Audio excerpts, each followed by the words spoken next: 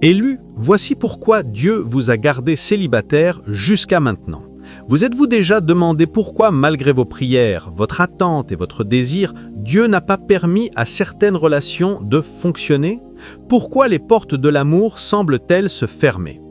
Dans cette vidéo, nous allons découvrir 5 vérités essentielles que vous devez comprendre au sujet de cette saison de votre vie. 5 révélations qui changeront votre perspective, renforceront votre foi et vous montreront que le célibat n'est pas une malédiction, mais un appel à quelque chose de plus grand. Restez avec moi, car ce que vous allez entendre transformera complètement la façon dont vous vous voyez, dont vous envisagez votre avenir et dont vous percevez le plan de Dieu pour votre destinée. Commençons. Numéro 1. Dieu vous protège des mauvaises connexions. Quand nous commençons à parler de pourquoi Dieu vous a gardé célibataire, il faut d'abord reconnaître que votre célibat n'est pas une malédiction. Ce n'est pas un hasard, ce n'est pas une preuve que Dieu vous a oublié. C'est un acte délibéré de préservation, une stratégie divine d'un Dieu qui voit la fin dès le commencement. L'apôtre Paul, sous l'inspiration de l'Esprit Saint, a écrit dans 2 Corinthiens 6,14 « Ne vous mettez pas sous un joug inégal avec les incroyants. » Ce n'était pas une suggestion, c'était une sauvegarde. Dieu nous montre le danger des liens impies, le péril des mauvaises associations, le coût caché des attachements émotionnels qui semblent inoffensifs mais peuvent saboter votre destinée. Ce n'est pas parce que quelqu'un semble convenir qu'il est adapté à votre dessein. Ce n'est pas parce que quelqu'un est disponible qu'il est assigné.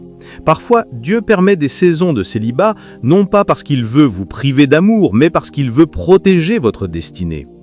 Être célibataire enfant de Dieu n'est pas une punition, c'est une préservation.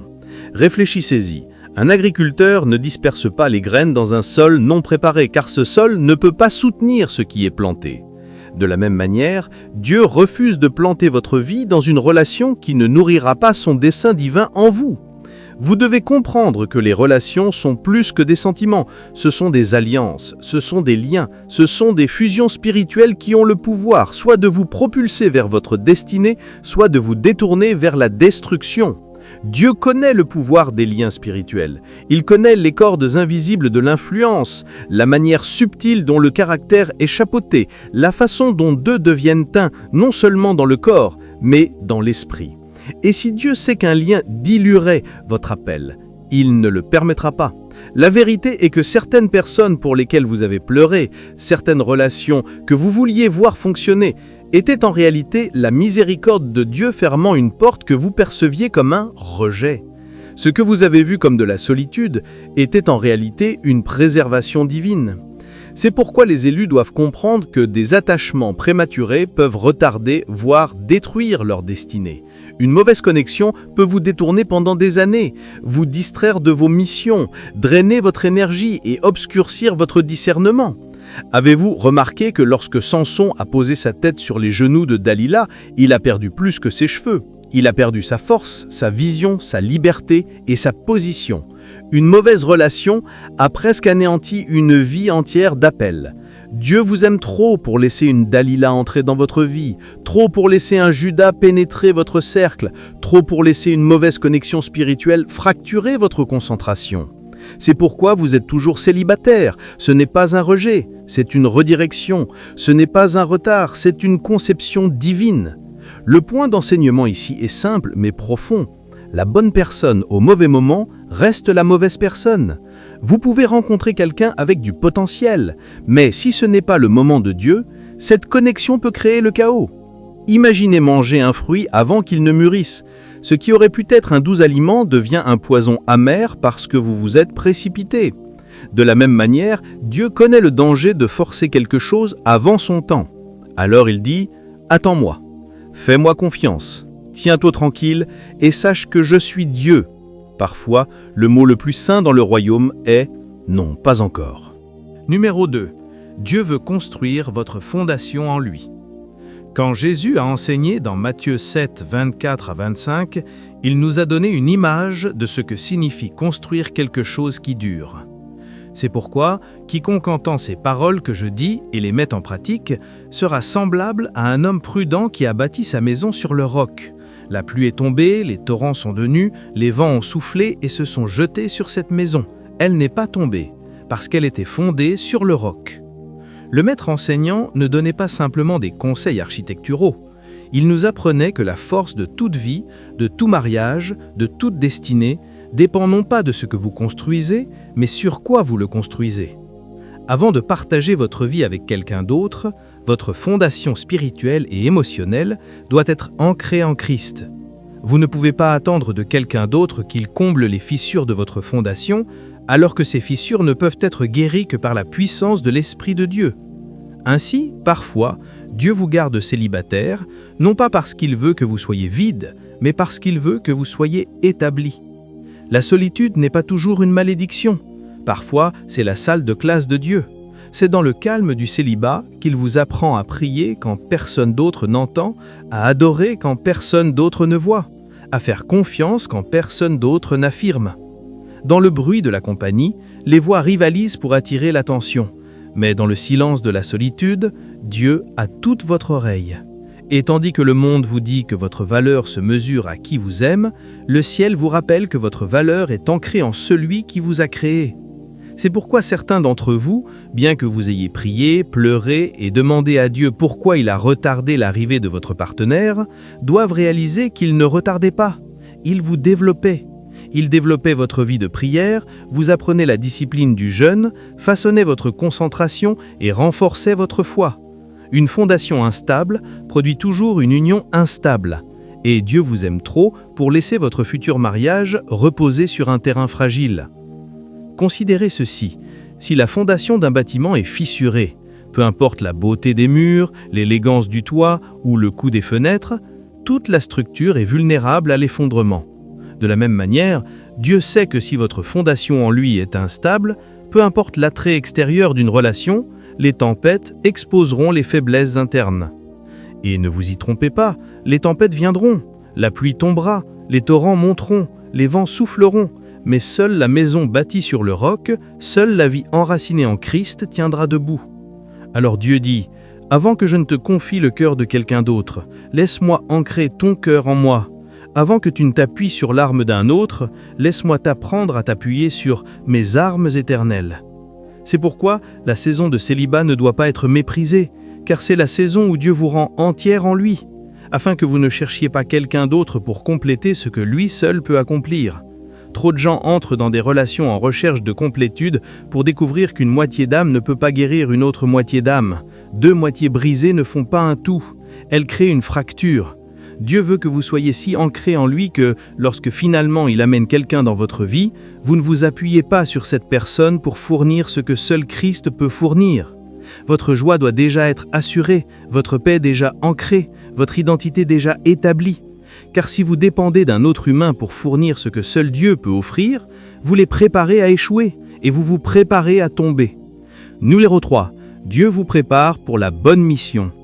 Quand nous ouvrons les pages sacrées de Jérémie 29:11, nous sommes rappelés d'une vérité intemporelle. « Car je connais les projets que j'ai formés sur vous, dit l'Éternel, des projets de paix et non de malheur, afin de vous donner un avenir et une espérance. » Enfant de Dieu, votre célibataire n'est pas un retard aléatoire, il fait partie du plan divin. Dieu ne pense pas seulement à votre confort présent, il orchestre votre appel éternel. Votre destinée détermine vos relations. Il ne peut pas vous permettre de vous lier à quelqu'un dont la vision ne peut pas porter le poids de votre mission. C'est pourquoi certains d'entre vous, bien que vous ayez prié, pleuré et même remis en question votre valeur, vous ne compreniez pas pourquoi il semblait si difficile de trouver la bonne personne. Mais écoutez-moi, tout le monde ne peut pas marcher avec vous dans l'appel que Dieu a placé sur votre vie. Certains peuvent admirer votre don, mais ne pas comprendre votre fardeau. Certains peuvent célébrer votre onction, mais ne pas endurer votre guerre pour protéger la mission qu'il a placée en vous. Dieu retient les connexions qui entreraient en concurrence avec son destin, et il vous préserve jusqu'à ce que l'alignement soit complet. La destinée ne concerne pas seulement ce que vous faites, elle concerne ceux qui marchent avec vous. Amos 3:3 demande « Deux marcheront-ils ensemble s'ils ne sont pas d'accord ?» L'accord ne se limite pas à aimer les mêmes aliments, partager les mêmes passe-temps ou même fréquenter la même église. L'accord concerne la vision, la mission et la destinée. Dieu aligne les missions avant d'aligner les cœurs. Car si la mission ne correspond pas, la relation devient une distraction plutôt qu'un partenariat. C'est pourquoi vous devez comprendre que certains élus restent célibataires plus longtemps, non pas parce que Dieu les punit, mais parce que la personne qu'ils doivent rencontrer doit également être préparée par Dieu. Il ne travaille pas seulement sur vous, il travaille sur eux. Il façonne leur caractère, raffine leur foi et aligne leur parcours de sorte que, lorsque vous vous rencontrerez enfin, ce ne soit pas chaos, mais une alliance. Dieu délaie les connexions jusqu'à ce que votre mission et la leur puissent se compléter, non concurrencer. Le mariage dans le royaume n'est pas une question de commodité, c'est une question d'alliance missionnelle. Quand Dieu réunit deux personnes, c'est parce que leurs missions s'entrelacent pour un impact dans le royaume. Regardez Marie et Joseph. Marie a été choisie pour porter le Fils de Dieu et Joseph a été choisi pour la protéger dans cette mission. Leurs appels se complétaient. Si Marie avait été liée à un homme sans la foi pour croire son histoire ou le courage de faire face au commérage, sa mission aurait été sabotée. Mais Dieu l'a alignée avec Joseph, un homme de force discrète et d'obéissance inébranlable. Cela montre que l'alignement divin est essentiel à l'accomplissement de la destinée. Numéro 4, Dieu veut vous apprendre la valeur de la véritable compagnie. Dans Genèse 2,18, la parole de Dieu déclare « L'Éternel Dieu dit, il n'est pas bon que l'homme soit seul. Je lui ferai une aide qui lui corresponde. » Cela révèle que la compagnie n'était pas une invention humaine, c'était l'idée de Dieu. Le Créateur lui-même a reconnu que la mission d'Adam ne serait pas complète dans l'isolement. Alors il a façonné Ève comme une partenaire, une compagne et une alliance d'alliance. Dès le commencement, Dieu n'a jamais méprisé la compagnie, il l'a conçue. Mais ce que le Seigneur a conçu comme une bénédiction, l'ennemi le contrefait souvent en esclavage. Une compagnie hors de la volonté de Dieu n'est pas une bénédiction, c'est un fardeau. Ce n'est pas un partenariat, c'est une prison. C'est pourquoi Dieu vous retient parfois dans le célibat, pour vous enseigner la différence sacrée entre une véritable compagnie et une connexion contrefaite.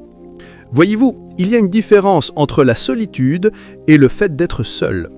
La solitude est la douleur du vide, mais être seul avec Dieu est l'atmosphère du développement divin. La solitude pousse les gens à faire des choix désespérés, des choix qui les conduisent à compromettre leurs standards, à tolérer l'abus, à s'accrocher à la toxicité, simplement parce qu'ils craignent le silence. Mais être seul avec Dieu développe la paix, la sagesse et le contentement.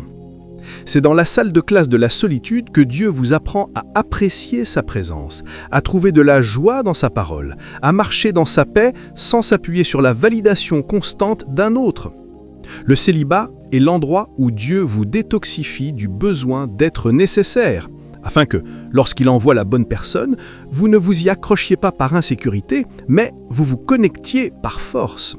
Les élus doivent comprendre que toutes les connexions ne sont pas des compagnies. Il y a des personnes qui s'assieront à vos côtés, mais ne vous soutiendront pas. Il y a des personnes qui partageront votre lit, mais ne porteront pas votre fardeau.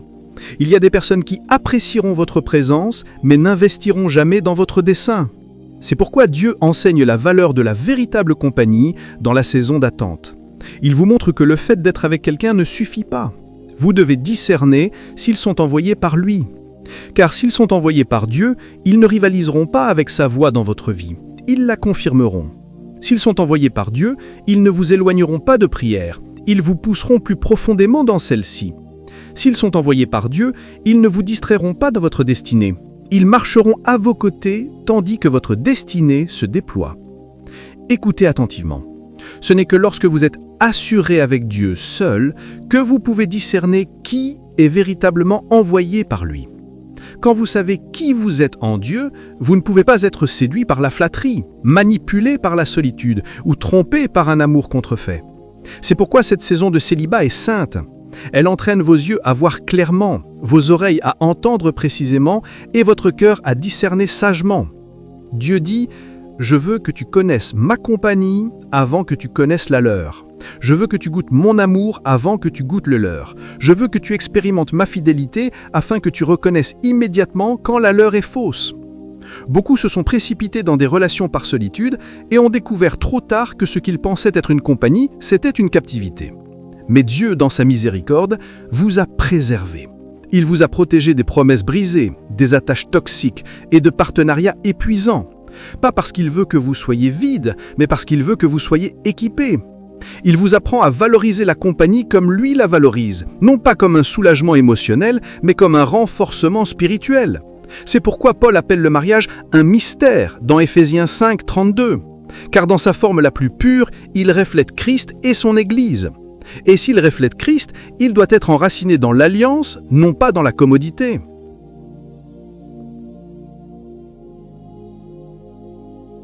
Numéro 5. Dieu vous préserve pour son timing parfait. Ecclésiaste 3:11 déclare « Il fait toutes choses belles en son temps ». Notez que le texte ne dit pas « en votre temps » mais « en son temps ». Et cette distinction est la leçon même de l'attente. Pour les élus, le timing est aussi important que la promesse elle-même.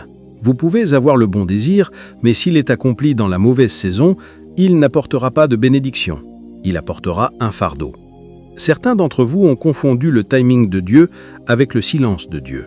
Vous avez prié, jeûné, pleuré, et vous avez pensé que parce que le ciel n'a pas répondu selon votre calendrier, cela signifiait que le ciel avait ignoré votre cri. Mais bien aimé, un retard n'est pas un refus. Ce qui semble être un retard est souvent une conception divine. Dieu aligne les pièces invisibles de votre vie pour un témoignage qui glorifiera son nom.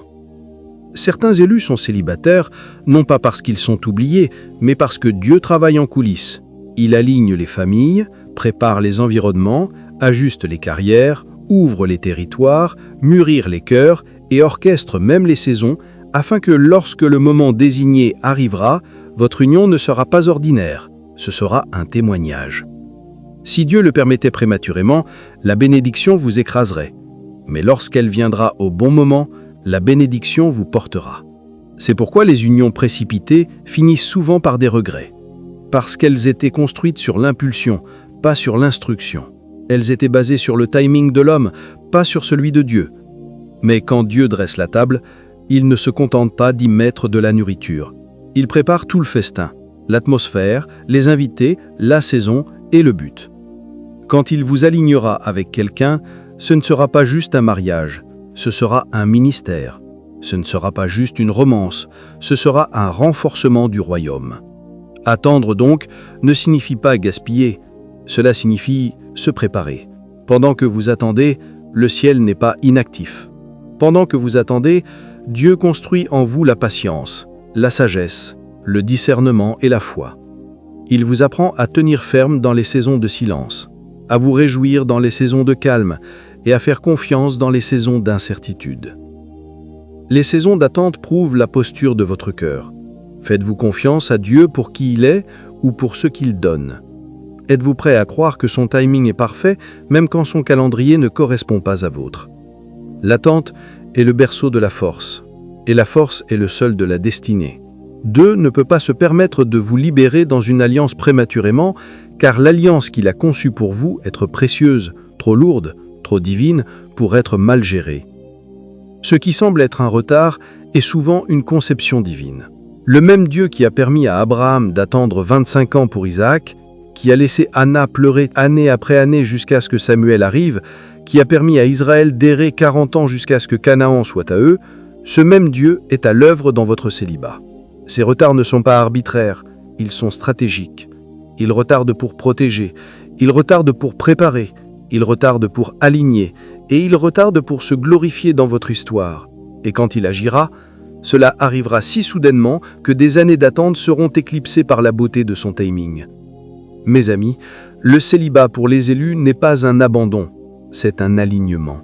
Dieu retient certaines connexions, non pas pour vous priver, mais pour vous conduire dans une union qui reflète sa gloire, protège votre destinée et multiplie son propos dans votre vie. Vous n'êtes pas célibataire parce que vous êtes moindre, vous êtes célibataire parce que vous êtes préservé. Vous n'êtes pas seul parce que vous êtes oublié, vous êtes seul parce que vous êtes préparé. Et lorsque le moment viendra, le ciel ne libérera pas seulement un conjoint, mais un partenaire dont la présence confirmera la fidélité de Dieu dans votre voyage. Amen. À mes spectateurs bien-aimés, si cette parole a touché votre esprit, je veux que vous écriviez dans les commentaires « J'attendrai le timing de Dieu ». Que cela soit votre déclaration, Que cela soit votre confession de confiance. Et en l'écrivant, laissez-la résonner dans votre esprit. Vous n'êtes pas en retard, vous n'êtes pas négligé, vous n'êtes pas rejeté. Vous êtes pile à l'heure dans le calendrier divin du ciel. Dieu vous préserve, vous chassonne et vous aligne, car quand cela arrivera enfin, ce sera magnifique en son temps. Et avant de partir, n'oubliez pas d'aimer, de vous abonner et de partager pour aider à répandre la parole de Dieu. Que Dieu vous bénisse tous.